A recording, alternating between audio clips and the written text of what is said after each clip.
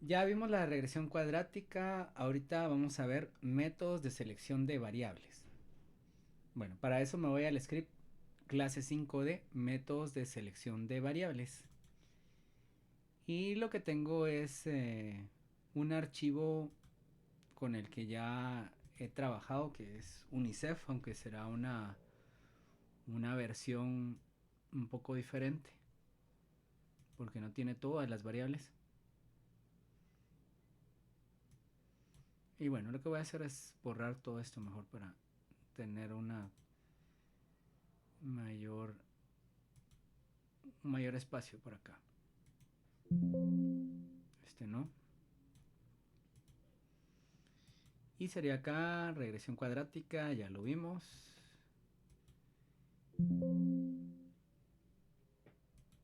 Y lo que tengo entonces sería métodos de selección de variables. Ok. Abro el archivo. Dataframe UNICEF MLG.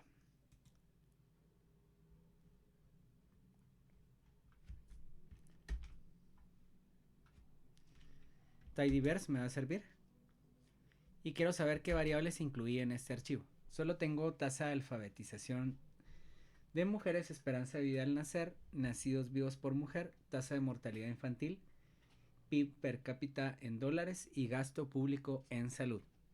La variable dependiente que voy a utilizar es tasa de alfabetización de mujeres. ¿Ya? Tasa de alfabetización de mujeres. Ah, Espera, no, perdón.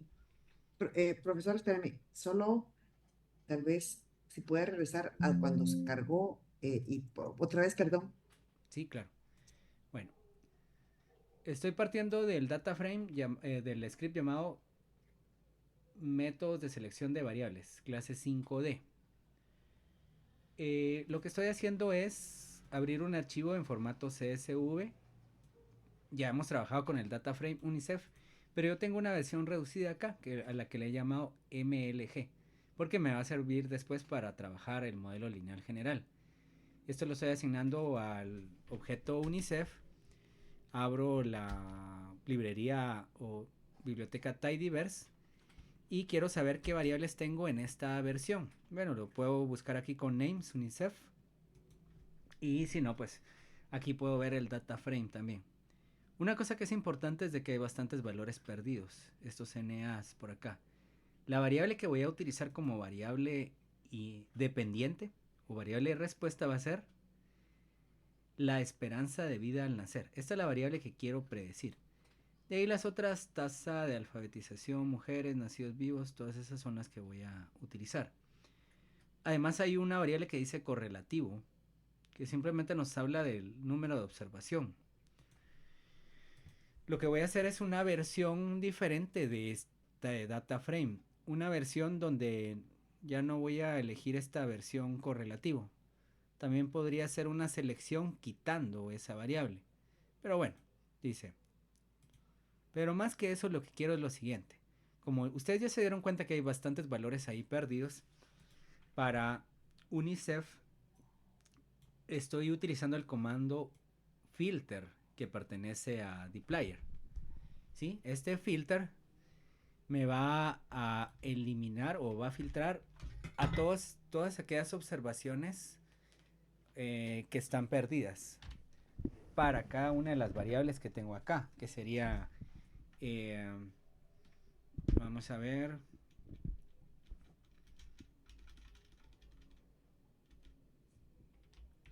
las variables serían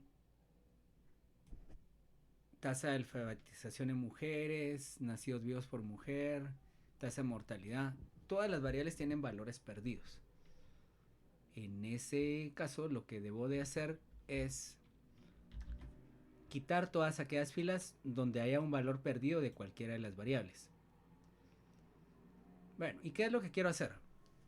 Quiero aplicar un algoritmo que me indique de forma automática cuáles son las variables predictoras que podría incluir en el modelo. Entonces, corro esto y veo que la nueva versión de UNICEF, que sería UNICEF 2, aquí se debe de correr.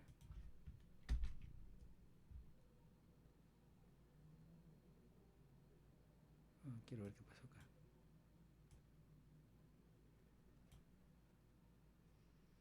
Aquí aparece.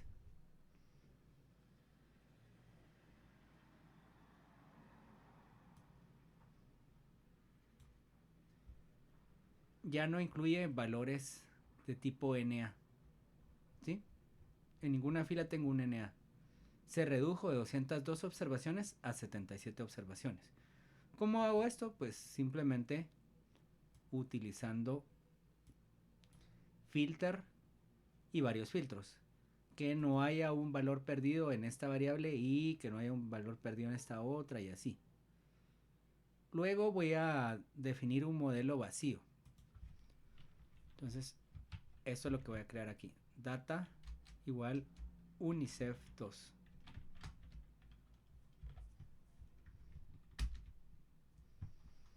Bueno, ¿en qué consiste esta línea? Esta línea es importantísima porque un modelo que nada tiene de explicativo es el que incluye solo a la variable y un intercepto.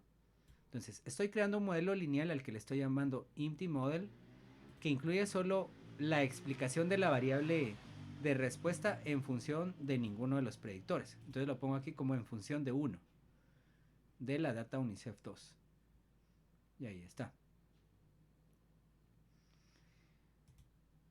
Empiezo creando acá lo que se conoce como el modelo forward. ¿Y en qué consiste el modelo forward? ¿Se recuerdan que cuando estuvimos haciendo selección de variables, nosotros buscábamos la variable más importante, la que tenía el f más alto, el r cuadrado, eh, por ejemplo, podría ser el r cuadrado más alto si hacíamos modelos univariantes, o sea, de regresión lineal múltiple con cada uno de los predictores. O si en la tabla de coeficientes ubicamos el t más alto independientemente de su número. Eso es lo que hace el método forward. Partiendo de un modelo que no tiene ni una sola variable explicativa, ubica cuál es la variable independiente más importante. Y de ahí en adelante le va sumando otra variable. Pero cuando llega al segundo paso hay dos variables. Entonces, a partir de la variable independiente más importante la combina con otra variable. Y con otra variable. Y con otra variable. Eso quiere decir de que está haciendo primero comparaciones de modelos de dos variables. Y elige cuál es el modelo de dos variables más eficiente. ¿En función de qué? En función de la significancia de esos predictores. Después, si hay suficientes variables para incluir tres variables, entonces ya crea un modelo de tres variables, y si hay la capacidad de hacer dos diferentes modelos de tres variables o más, los compara, y así hasta que se terminan las variables independientes. Ese se llama el forward model. Lo vamos a ver también en la presentación, pero aquí está el forward model. ¿Y en qué consiste la sintaxis? Esta es de las sintaxis más sencillas que existen, ¿verdad? Que sería trabajar con base R. No estoy utilizando ningún programa, ningún paquete, si se dan cuenta, en particular. Y ya después podemos ver otros paquetes. Pero entonces dice step, que esto va a ser en pasos, y vamos a partir del empty model, ¿no? Y luego también va a necesitar lo que se conoce como un modelo saturado, saturated model. Bueno, ese no se ha creado, ¿no? Lo tenía por acá, pero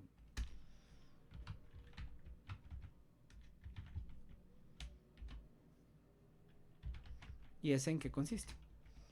Ese es el modelo que tiene todas las variables.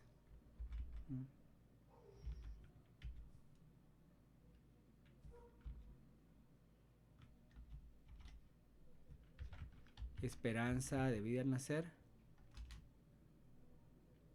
en función de todas las variables, el resto de variables. Aquí UNICEF 2.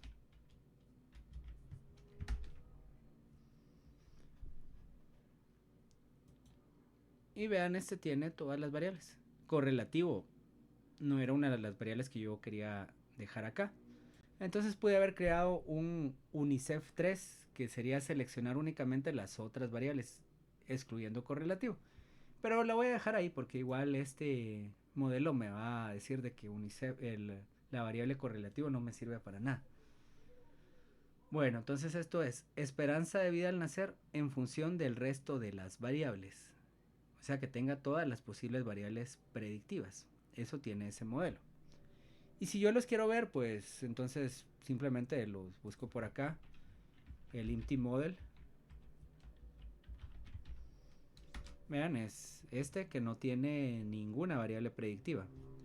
Y el saturated model,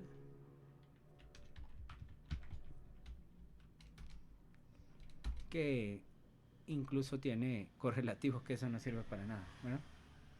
Ahora bien, aquí sí nos interesa tener una idea de ese modelo saturado. Entonces, summary saturated model, y me dice, por ejemplo, que correlativo. Esa no explica nada, como era de suponer, porque esa ni siquiera es una variable. Pero para fines ilustrativos está bien dejarla.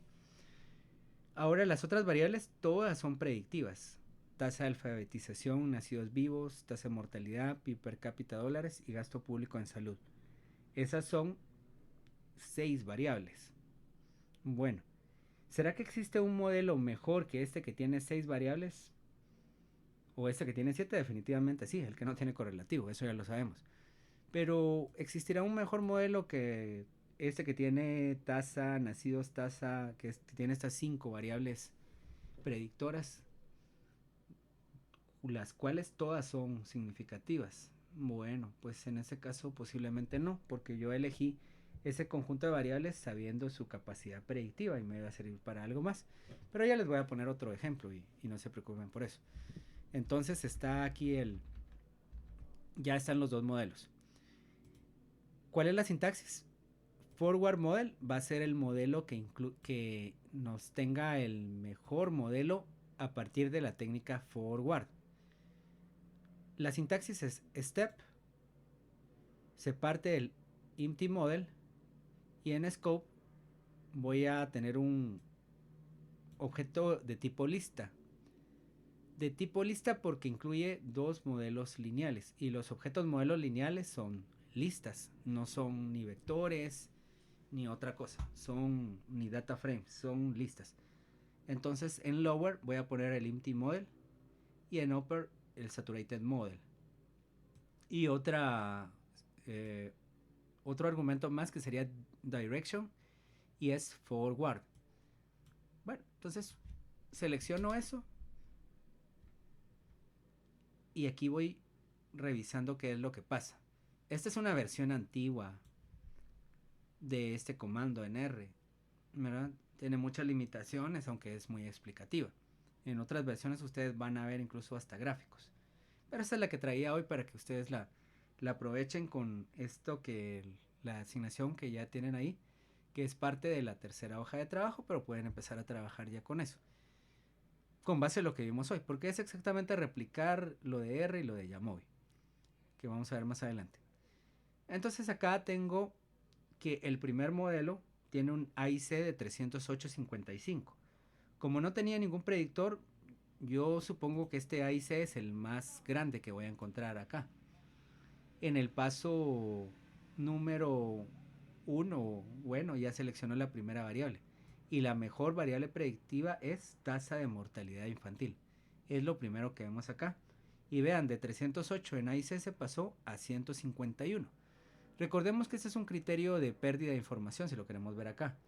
La pérdida de información ahora es más discreta que la que teníamos con el modelo que no tenía ninguna variable predictiva. Y en el siguiente paso ya presenta otras variables, ¿verdad? Ya hay dos variables. La tasa de mortalidad infantil, que es la primera que encontró, y del resto de variables utilizó una más para encontrar la mejor pareja hasta este momento, basado siempre en el AIC. De 151 ya se pasó a 138. Bueno, mejoró el modelo y ese es PIB per cápita. Y así, hasta que al final para acá. Pero si yo lo quiero ver de una forma más rápida, ¿cuál es el mejor modelo? Entonces únicamente voy a Summary Forward Model, porque esto lo almacené en Forward Model. Y este me tiene ¿qué variables? 1, 2, 3, 4, 5. Las 5 variables.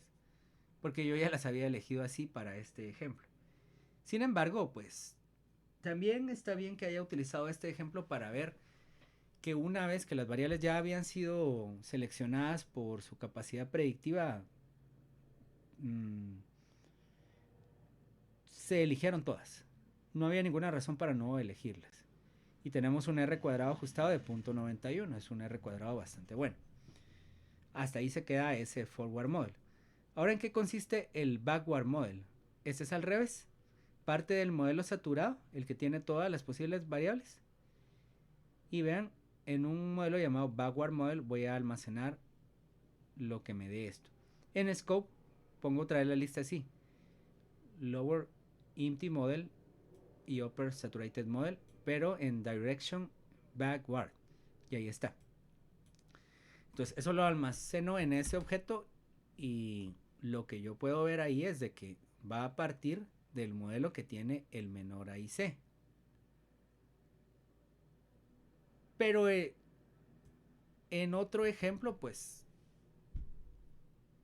estas variables que están aquí no todas tendrían que ser significativas. Pero está partiendo de este AIC. Voy a repetir voy a crear otro script más adelante para que ustedes lo puedan ver. Uno que tenga otras variables que no tienen ninguna capacidad predictiva para que vaya eliminando esas variables. Pero ¿cómo funciona este? Bueno, este AIC parte del menor AIC que podríamos tener, sea que las variables sean significativas o no. Y va a ir eliminando aquellas que tienen una capacidad predictiva pobre y que no sean significativas. Acá pues solo tuvo este paso porque no quitó a ninguna de las variables. Bueno, todas eran significativas. Bueno, entonces hasta ahí se queda. Que es el modelo que tiene las 5 variables. Pero sí que quitó el correlativo. Ese sí lo quitó. Entonces, para términos prácticos, ilustrativos, quitó el correlativo porque ese no me decía nada. No era significativo, no estaba aportando nada al modelo. Si se dan cuenta ustedes de 127.72, que era el modelo AIC, que tenía el correlativo, ahora pasó a un 125.72, un AIC más bajo, que no cambia mucho, pero que no incluye esa variable que no tiene ninguna capacidad predictiva, porque esa diferencia entre 127 y 125, por cuestiones del azar, la estaba dando esta variable correlativo. Ahora bien, existe otro procedimiento. Estos son los más usados. Vamos a ver otros. Y no los quise dar todos acá porque esto se tiene que seguir aplicando ya con variables transformadas, si ustedes lo quieren así. Y eso sería el modelo con stepwise. El stepwise model parte siempre del modelo vacío, el que no tiene ninguna variable explicativa. Y pues va agregando variables, pero en algún momento puede retirar variables, ¿no? Este es un poco diferente porque incluye también variables que son significativas, pero a un nivel de significancia de 0.10, ya no de 0.05, ¿verdad? ¿Por qué? Porque ya hablamos en la primera o segunda clase y eso lo veremos, se los voy a explicar de mejor manera en la siguiente clase, que ahí ya debemos de tener todas las herramientas para crear el modelo, a excepción de la validación.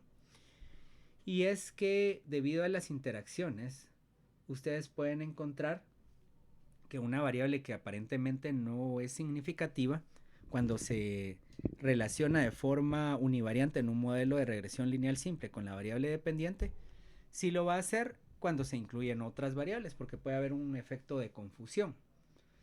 De manera que el stepwise utiliza como valor de significancia el 0.10 y no el 0.05. El stepwise combina retirar variables como agregar más variables, y por eso es similar al otro, pero empieza del empty model. Y en direction, por eso dice but, de ambos, ¿verdad? Entonces, este obviamente me va a dar el modelo que no tiene A correlativo. Vamos a hacer lo mismo, tiene 1, 2, 3, 4 y 5. Y ahí está. Y luego, pues, yo puedo hacer lo que he estado haciendo, crear un data frame con todas las métricas. Y obviamente como aquí coincidieron los modelos, no siempre van a coincidir. Para eso es que uno los va a comparar. Aquí me seleccionaron tanto el forward como el backward y el stepwise, los mismos modelos. Entonces son exactamente los mismos. Entonces para tener otro ejemplo, y es que lo que sucedió es uno de los problemas que existen con estas funciones antiguas. Muchas veces son poco flexibles y no tienen correcciones. Y esto es lo que vamos a ver acá. Pero yo les dejo aquí para que ustedes, si quieren probarlo, lo corrijan. ¿Verdad? Vamos a usar el archivo que se llama grasa corporal revisitada. Le puse revisitada porque ya hicimos un modelo muy interesante. Y ese modelo, a pesar de que no aplicamos ninguno de estos algoritmos, creo que nos quedó muy bien. Eso porque tenía pocas variables también, ¿verdad? No crean que es tan fácil estar trabajando sin utilizar estas herramientas. Ya les voy a comentar otros detalles de utilizar una de estas herramientas automáticas. Les voy a leer aquí todo esto, ya saben ustedes más o menos qué es lo que ocurrió. Lo que sí es importante es que la variable esta sexo la estoy la tuve que transformar en femenino masculino. Voy a probar si es que no hago esta conversión de la variable a un factor, si me corre esa función que no me corrió anteriormente. Y de cualquier manera, pues voy a seleccionar aquel modelo que no tenía residuales estandarizados menores a -3 y mayores a 3. Voy a elegir nada más los residuales que sean menores a 3 más bien y mayores a -3. Y todo esto no voy a entrar en detalle porque ya se vio porque hice todas estos análisis y ustedes los pueden revisar ahí, pero lo que necesito es una versión 3 que es RLM3, donde ya no tengo esos valores atípicos que me están afectando la calidad de la regresión. De manera que aquí tengo entonces la base de datos que voy a utilizar es RLM3. Aquí está esto que era la exploración. Por el momento no me interesa. Y empiezo a crear el modelo sin variables explicativas, el empty model. Ustedes ya entienden ahora de qué se trata. Y el saturated model, que tiene todas las variables. ¿Cuáles son las variables que tiene? Bueno, eso sí lo vamos a recordar. RLM3 tiene porcentaje de grasa según Pliegues, que es la variable dependiente. Y como predictora CMC, edad, porcentaje de grasa según bioimpedancia, peso y sexo. Esas son las que me interesaban. Todavía había una variable que se llamaba talla, pero esa no la elegí. Tal vez hubiera sido interesante para saber qué tan bueno es este forward, backward y stepwise. Entonces, el empty model no lo he creado, dice.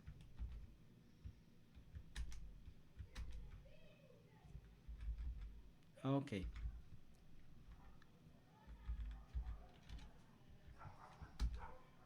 Ahí está. Entonces, el modelo saturado es el que tiene todos los predictores.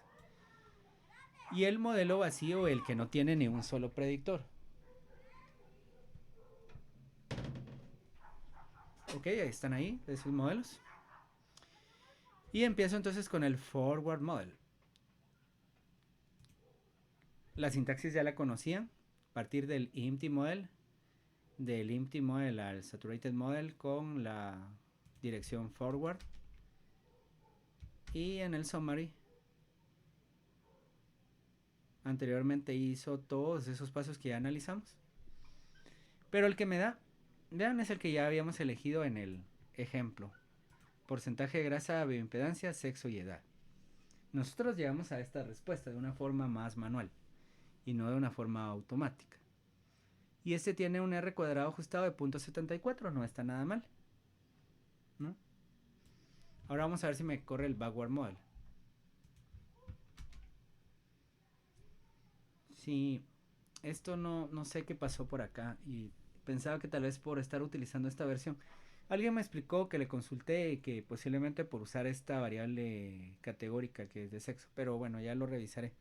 Y no era eso porque no la convertí ahorita en una variable categórica y es uno de los problemas que tienen estas versiones antiguas. Entonces, de cualquier manera voy a tener un script con una versión más reciente de estos modelos backward. Luego el stepwise model que aparece por acá. Vamos a ver, backward model. Backward model, este era el del pasado, ¿vale? Entonces no tiene nada que ver con esto. Stepwise model, este sí me corrió y llega a la misma respuesta. No llega a la misma respuesta. Este sí incluye al índice de masa corporal, ¿verdad? Nos quedamos hasta aquí. Pues no, obviamente tenemos después de seleccionar el modelo, ver los supuestos, sobre todo el supuesto de multicolinealidad, y que nosotros vimos que entre porcentaje de grasa, bioimpedancia e IMC hay una correlación alta. Por lo tanto, el BIC era más alto acá. De manera que estos modelos son, eh, digamos que estas formas de trabajar nos ayudan a encontrar respuestas, pero nosotros no los vamos a utilizar como una respuesta definitiva, ¿no? Y aquí pues esto que ya no lo voy a correr porque no obtuve el backward model era calcular AIC, RSME de todos y crear finalmente un data frame para hacer las comparaciones correspondientes. Bueno, ya veré si esto se puede mejorar con este mismo comando o con otra versión del comando. Y vamos a ver, clase 5F, esperanza de vida al nacer. Uh-huh. Bueno, vamos a ver cómo estamos de tiempo. Esta ya no la voy a ver. Pero quiero que ustedes vean cómo se pueden hacer algunas cosas en Yamovi. Porque es aquí donde ya no disponemos de todas las herramientas de R en Yamovi. Y es aquí donde posiblemente ya necesitemos trabajar más con R. Pero aún así, quiero que revisen un archivo que también les he subido que se llama abrir archivo TXT y convertirlo a formato CSV. Analicemos esta sintaxis. En esta, aquí estoy abriendo la biblioteca Reader. Un archivo en formato TXT, lo estoy abriendo y qué sé yo. Pero lo que me interesa acá es el comando write.csv. Un objeto que ya contiene un data frame llamado tallas, lo estoy convirtiendo en un... No lo estoy convirtiendo, estoy escribiendo un archivo de tipo CSV a partir de este objeto. tallas2.csv. Y row names es el argumento para indicar de que sí tengo una fila con los nombres de las variables. Pero ustedes recordarán esto que ya trabajamos acá. Unidades aditivo, millas recorridas, datos, write, CSV. Entonces vean. Por ejemplo, yo puedo utilizar R para ingresar mis datos. Un vector, otro vector. Esto ya lo hicimos en R. Datos. Ok. Data frame.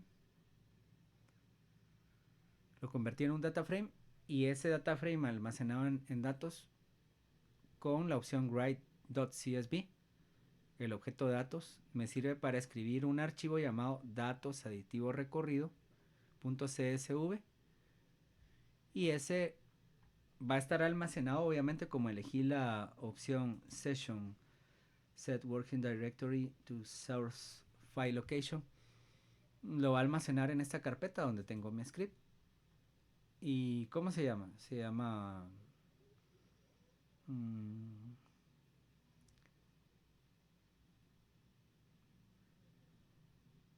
a, a ver, se llama datos aditivo, recorrido CSV.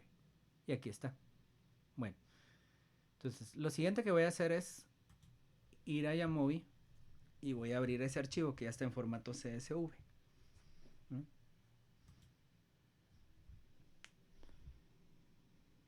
¿Entienden qué es lo que estoy haciendo en este caso? Desde acá, desde R. ¿Alguien tiene alguna pregunta?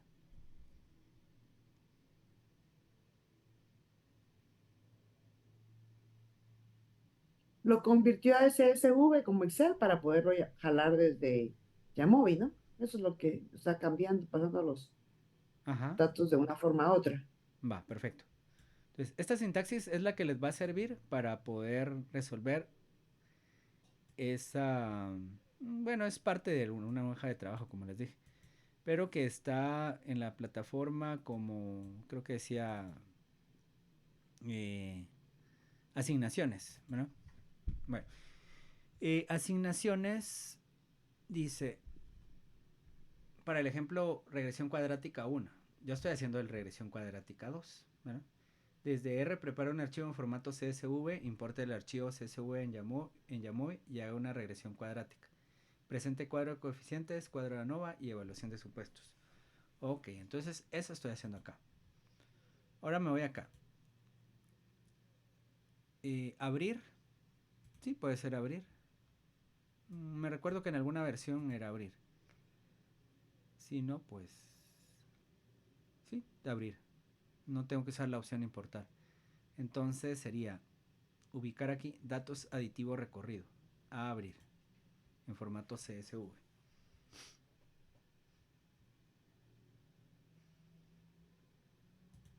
Ahí está. Obviamente debo de hacer alguna modificación aquí. Esta que aparece acá, unidades aditivas, es una variable continua también. Y la debo de indicar por acá. ¿Cuál es la relación que hay entre esas variables? Puedo utilizar un comando de el paquete flexplot que lo debo de instalar. Y pues diría yo acá, las unidades de aditivo va a ser mi variable predictora y las millas recorridas en un automóvil, por ejemplo, van a tener esta relación que se está haciendo por acá en flexplot. Y recuerden que flexplot me da una idea del tipo de relación que debería de haber. Una relación aquí polinómica. Bueno, ahí ya está resuelto. Esto, de hecho, cuando está haciendo esto, Yamovi, si se dan cuenta, está usando ggplot2. ¿No? Esa es la razón por la que se tarda un poquito. Y porque estoy usando, pues, mi señal de internet para Zoom, qué sé yo. Entonces, ¿cómo se hace esto? Una forma, porque también pueden utilizar el General Linear Model, es hacer esto. Se van a datos, ¿no? Y acá van a elegir la opción agregar variable calculada. Vean, variable calculada, añadir. ¿Y cómo es esta variable? Tienen que dar un clic acá y en funciones van a ubicar aquí las variables que tienen. La variable independiente es unidades de aditivo. Vale, le doy un clic acá y con un circunflejo que es al 0.94 circunflejo 2 estoy diciendo que esa variable estoy elevándola al cuadrado. Pero obviamente esa variable ahí no me dice mayor cosa, entonces le voy a poner acá, por ejemplo, x2, por decir algo.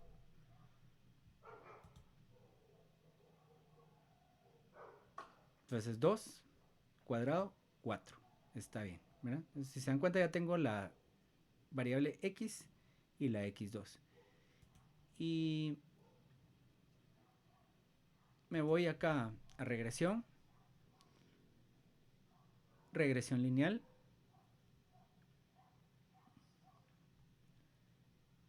Y entonces creo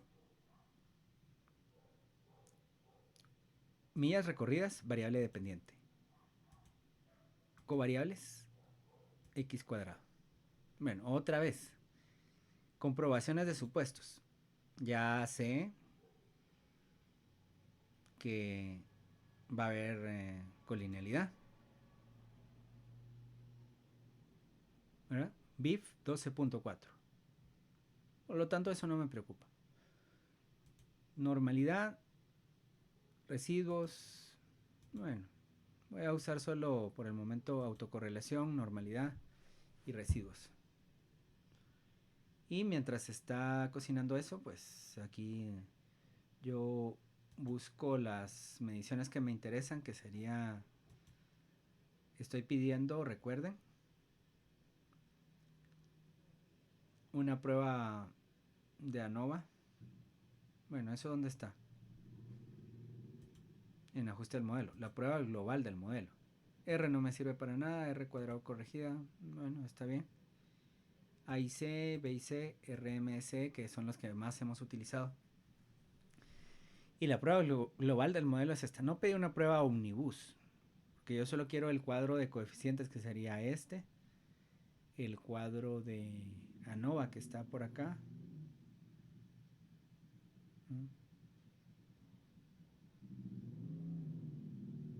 Y quiero ver los supuestos. Esto ya, porque lo quiero ver. Hay algunas desviaciones de la normalidad. Tengo pocos datos. La verdad es que aplicar pruebas de Shapiro-Wilk aquí no vale ni la pena porque son muy pocos datos. Pero parecen haber desviaciones importantes de la normalidad, aunque aquí Shapiro-Wilk no me dice que esto sigue siendo normal. Con un ojo crítico, pues yo reviso y cuántos datos tengo. Bueno, tengo 15 datos. No confío en Shapiro-Wilk en esas condiciones. Confío más en mi gráfico este que tengo por acá. Bueno, homoceasticidad va a ser el mismo cuento. Entonces tal vez me sirva más revisar el gráfico de residuos. Gráfico de residuos estándares predichos contra los residuales. Recuerden, ese sirve para evaluar ahí la normalidad, perdón, la homoceasticidad.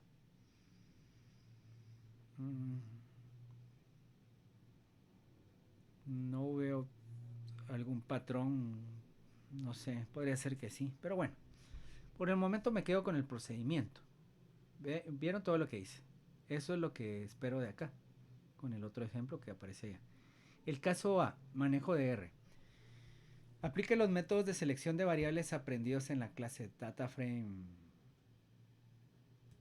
pero con la DataFrame venta frente a publicidad que ya la han utilizado, para seleccionar los modelos forward, backward y stepwise. Prepara un cuadro de comparación que ya está ahí, es ese DataFrame que yo les hago generalmente. Y eso para los estadísticos de bondad de ajuste. Ok, vamos a ver si hay algo más por acá. Bueno, para ver un poco de lo que trabajaremos en la próxima clase, data frames y scripts. Tengo otro archivo acá que ese está en Jamovi, así que ya está listo por acá. Y vamos a empezar a ver cómo se trabaja interacciones con Jamovi. Y si las podemos hacer en Jamovi, ya se pueden hacer en R.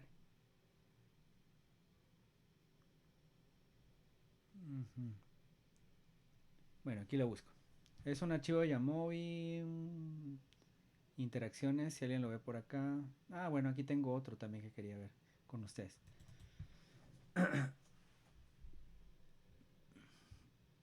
Este modelo ya está creado.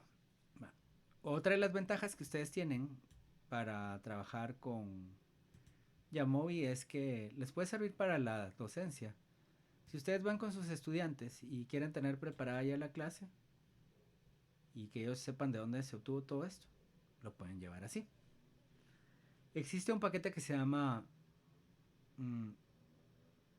MED. A ver, ¿cómo se llama? MEDMOD. Mediación y moderación. Ahí está, pero ese no lo vamos a ver ahorita. Ahí están los resultados.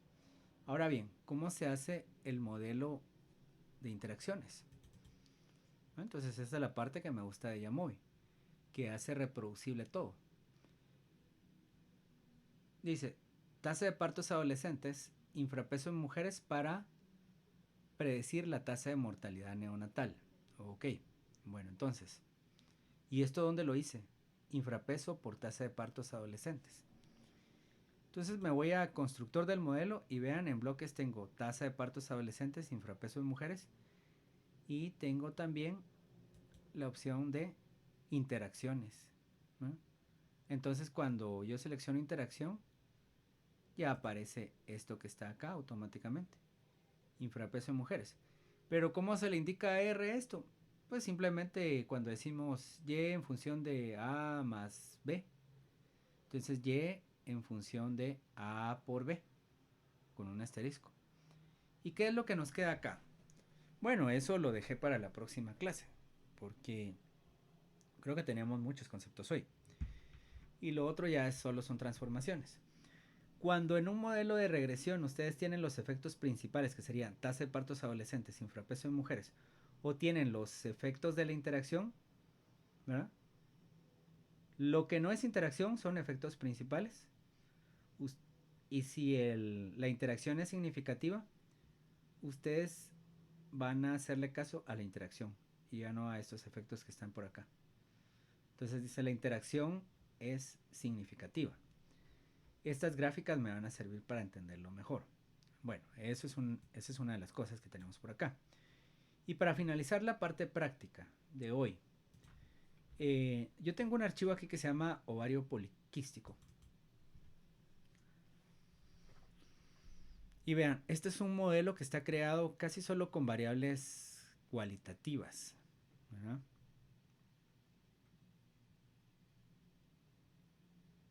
Casi solo con variables cualitativas. Aquí está mi modelo. Si quiero saber cómo lo construí, otra vez la parte reproducible o que me puede servir para la docencia. Aquí están los predictores. El R cuadrado corregido que tengo es muy malo, es .220.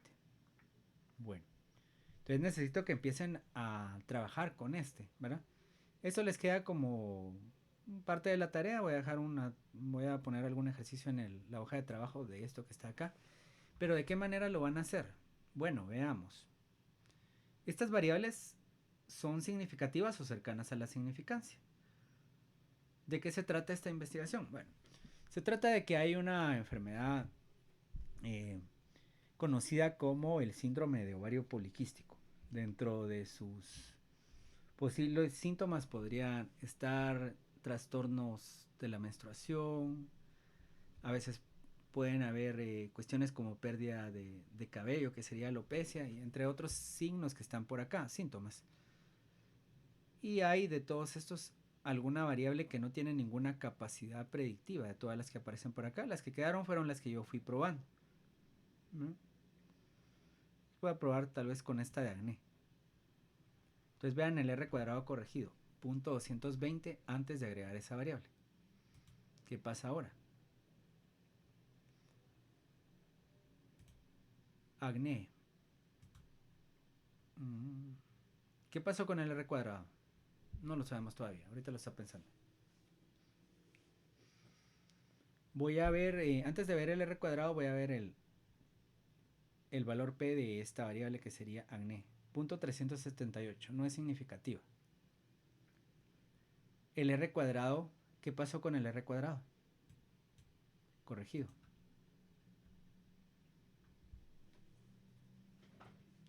A ver, ¿quién responde? O de 220 a 215. Bueno, entonces otra cosa que debemos de tomar en cuenta cuando agregamos una variable más al modelo. Esas son formas que ya habíamos visto, pero que igual las estoy recordando. Si agregamos una variable más al modelo y el R cuadrado ajustado o corregido, como le llama Yamoy, en vez de subir un poco, baja, ¿qué significa eso? Que esa variable no sirve para nada, ¿no? Entonces, por ejemplo, si yo agrego otra variable que tiene alguna capacidad predictiva, como podría ser, no sé, tal vez obesidad central. Vamos a ver qué pasa con obesidad central. Nuestra referencia era punto 220, para que ustedes se recuerden. Nos esperamos ahí, ¿qué nos está diciendo? Punto 233 aumentó, ¿verdad? Esta variable sí debe estar ahí. Si usamos las técnicas backward y todo eso, pues ya nos pueden ayudar para encontrar el mejor modelo. Quisiera tener una versión más estable de ese script para que no afecten algunas cosas que no se habían corregido antes cuando se creó esa función de backward o stepwise o lo que sea. Pero bueno, lo importante es de que ya ese es el punto donde ustedes pueden ser más curiosos y con todas los data frames que tenemos ahí pueden ver qué es lo que sacan y qué aprenden, ¿verdad? Yo aprendí acá con esto, con este ejemplo, que esta que tiene alguna capacidad predictiva, ¿verdad? Pues al agregarla al modelo me aumentó un poco el R cuadrado, y eso lo vamos a discutir en la próxima clase cuando ya tengamos todas las herramientas, pero ya desde un punto de vista técnico y qué sé yo, un tanto más complejo. Y mientras que cuando agregué que el acné es inespecífico hasta cierta forma, al contrario me bajó mi R cuadrado.